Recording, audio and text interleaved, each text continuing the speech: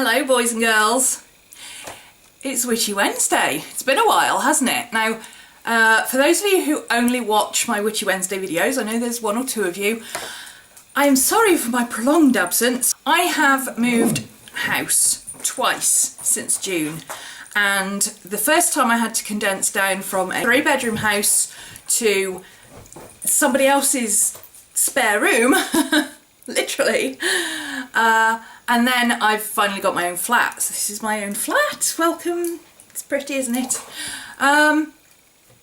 So there you go. That's why I haven't been around. Just no time. Today we are going to be talking about Lampblack Ink and dip pens.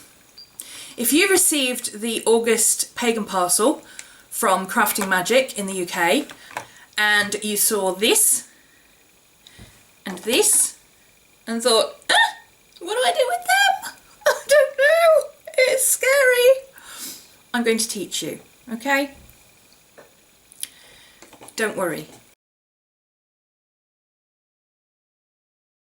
The pen is a willow bark handmade pen, handmade by Terry Fenwick of Crafting Magic. A lot of their stuff, he says, the handmade items and the inks, the incense, all that kind of stuff, they grow their own herbs, they make it themselves, they mix it, everything.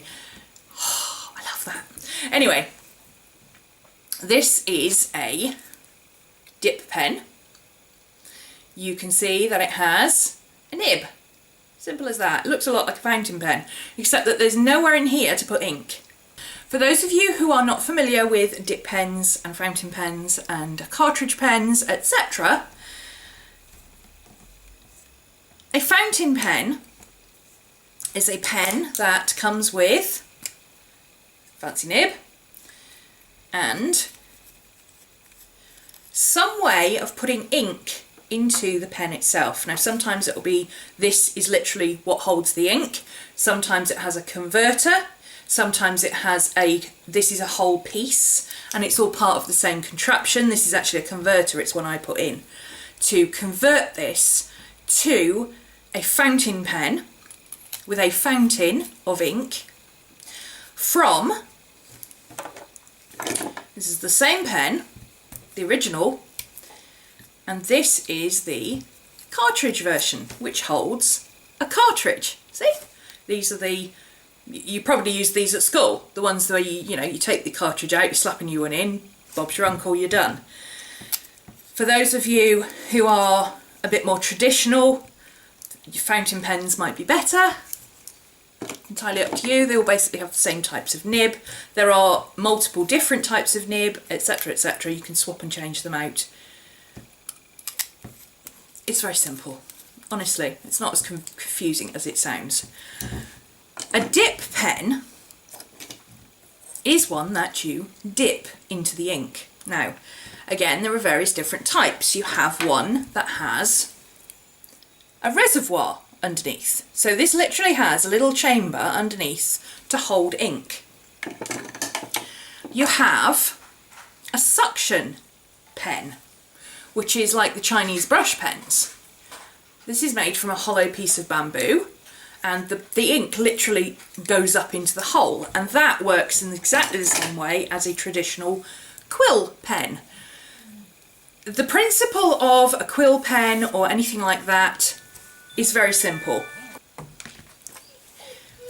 If you've ever taken a straw that you've been drinking out of, partway through drinking, you put your finger over the top and take it out of your drink, you'll have a little bit of water in, or whatever you're drinking, in the bottom of your straw. And that is how quill pens work, because the quill is hollow, goes up to a point, so it's a closed chamber. You dip it in the ink, you take it out, and it sucks the ink up into the chamber and holds a certain amount of ink. Now this is actually a hybrid. This is a feather, very well used feather quill, but I finally wore the quill down so badly that I had to put a metal nib on it. Now you can see that this chamber here mimics how the quill would work. Now, the simpler versions of dip pens, and the most common, are this type. You see how it's got a little hole in the middle there? Might be a little difficult to see against white. Let me show you against my phone. There you go. You see the little hole in the middle? The hole works in exactly the same way as the tube. You dip your nib into the ink. That hole holds a globule of ink, because ink, like water, has a skin, an invisible skin. We all know the whole, you know, when you tip a glass of water sideways, before it spills you get kind of a bubble effect. That's the skin of the water before it breaks. Ink works the same way, because it's usually primarily water with pigment. So when you dip your nib into the ink, you will get a globule of ink underneath holding onto that little hole. The channel down the middle, which you certainly won't be able to see on this camera, the channel down the middle siphons the ink down into the top of the nib. I'll show you how that works in a minute, but first I want to show you something that is really handy to know if you don't have any experience of using inks.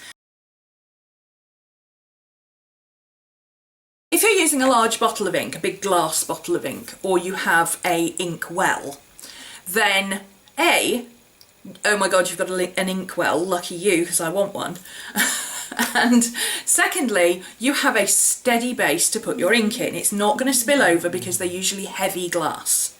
Even the ink bottles they're made like milk bottles at the bottom, so they're really heavy glass. They're not going to just tip over, and they usually have a big square bottom or a big rectangular bottom or a big round bottom and only a small head, so they're not top heavy. They're going to stand upright easily.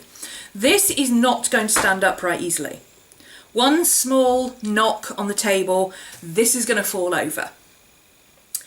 For those of you who get your inks from Goulet pens in the States, you may get sample inks from them. They come in these little specimen bottles, which are also top heavy and can easily knock over. Even more so than this, because this is at least glass, it's heavy and it's short.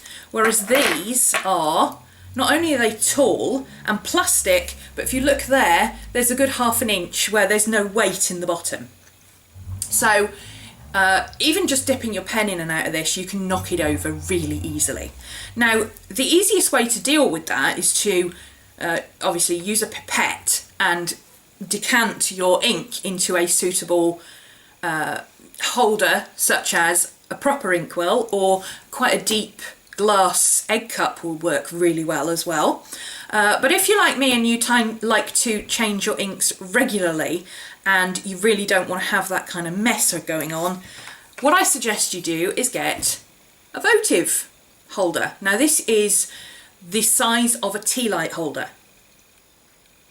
It's basically also the size of a shot glass, so if you don't have a votive holder, then use a shot glass. You can put your inks in here, and no matter how far you tip it over, inside there, the ink is not going to spill. You can literally waggle it about and it's not going to spill.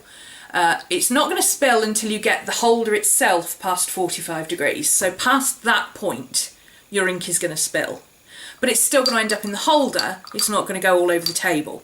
So it's much harder to knock this over with a flat bottom than it is to knock over this tiny little thing. So if you have a lot of these and you like to change your inks about lots, or you're drawing or you're colouring, or you just want to temporarily use this, maybe you're writing a spell or something and you've made some Lampblack ink, or you've bought some, or you've got some dragon's blood ink, that's also a good one. There's also sanguine ink. If you want to just use this for a spell, then your votive candle or shot glass is the best option, because you don't have to deal with decanting this out and then decanting what's left back and making a mess. And it's a lot quicker to just pop this in your votive and take the top off. Now we know a little trick for keeping our ink stable, let me tell you a little trick for cleaning your nibs. Now, you'll see a lot of people will use a piece of kitchen towel to clean their nibs. And yeah, you can do that, but kitchen towel and paper will leave little fibres on your nib, and quite often you end up with a fibre stuck to the end of the nib that you can't even see, and then you get feathery writing and it's all nasty. A much easier way to clean your nib is to simply get a small jar of water. This is a big jar of water. I have another one of these that I would normally use. You get a small jar of water and you pop not the wooden part of your pen, but only the metal part into the ink, into the water, and you just swill it about, tap it off and leave it to dry, because that is the most effective way of removing ink from your pen. It also means that you won't have any nasty deposits on your pen or anything like that. If you then want to dry it, you can, but you only have to blot it. I tend to use a piece of linen or a piece of t-shirt material or something like that because it's less fibrous. If you're like me and bare wood sets your teeth on edge, and I know I'm not the only one out there, it's a bit like cotton wool. I can't use cotton wool either. If this sets your teeth on edge, get some coconut oil or some olive oil, rub it onto your hands so it's warm, and then rub it over this. Okay? Leave it overnight to soak in, and then in the morning just wipe it down. It's good for your hands as well. Olive oil and coconut oil is good for your hands. And what that does is it just moistens the wood enough that A, it stops it cracking, and B, it makes it feel less dry. So it's hard to describe if you don't know what I'm talking about, and if you do know what I'm talking about, I'm sure you know exactly what I mean. But that dry feeling when you've got really papery hands and you desperately need lotion put on them, that's what this does to me, and it sets my teeth on edge. So yeah, a little bit of any natural oil will work. Sesame seed oil, virgin oil, olive oil, coconut oil I like because it smells nice. Pop it on there and it will protect your wood, and also it will remove any dryness from the wood, so it'll stop it feeling nasty on your hands. Storage of dip pens. Once you have dried out off your dip pen, store it in a holder. Look at my cute little holder, isn't she sweet? Couple of little ladybirds. Store it in your holder with the nib upwards, always. You will have to be careful because some of these are extremely sharp and ow! Yeah, that's actually sharper than I thought it was going to be. Reality TV, people. You can store it upright as long as it's clean. If it is a cartridge or fountain pen, store it with the nib down and the lid on. It will always come with a lid if it's a fountain or cartridge pen to stop it drying out. Store it nib down. That will protect your nibs. The only exception is obviously your quill pens, which technically should be laid flat. Because there is no way to store this that way up, and storing it that way is bad for the nib. But I've got a gold nib on this, it's proper gold, it's not going to wear down anytime soon, so I'm just careful with it when I put it away. Simple as that. Let's talk about Lampblack Ink now. Lampblack Ink is a carbon ink. It is made from, drumroll, Lampblack. I know, right? Mind-blowing stuff. Lampblack, if you have a kerosene lamp or an oil lamp or a candle lamp even with a storm lantern top, you know, the glass storm lantern tops, then you will be familiar with Lampblack. It's the black stuff that ends up on your glass from the soot of whatever you've been burning, whether it's oil or candle wick or candle soot or whatever. You will end up with soot. And if you put a piece of something white but not combustible, so not a piece of white paper, I don't suggest that, but something that is not combustible, like a piece of aluminium or something, just over a candle about an inch above the flame itself, where the soot is coming out, you will be able to collect lampblack. It's just the carbon deposit that's left by the soot from the burning, basically. It's the airborne particles that are the equivalent of ash. So lampblack was very common because everybody had kerosene lamps back in the day, so when they cleaned their lamps every day, and when you think, you know, even in one room you need a lot of light, so you're talking basically 1 or 2 lamps per person for an average household. That's a lot of lampblack in a day, certainly enough to make a small bottle of ink, or a day's worth of ink even. The sort of people who would have been using lampblack ink, or using a lot of ink, such as shopkeepers or, you know, housekeepers, things like that, they would have had access to lampblack. There is also other versions of it, such as chimney black, which comes from chimneys, and candle black, which comes from candles. Yeah, I know, it's clever, isn't it? It's all basically just soot deposits that are mixed with various different binders. Now, the traditional way of doing it is with rabbit glue, which is the same stuff that they used to use for gesso back in the day, and linseed oil, which again is similar to oil paint. So gesso and oil paint, lampblack, it all came from the same ideas of let's bind this together and make an ink or a paint or whatever. Sorry, dog hair. Anyway, where was I?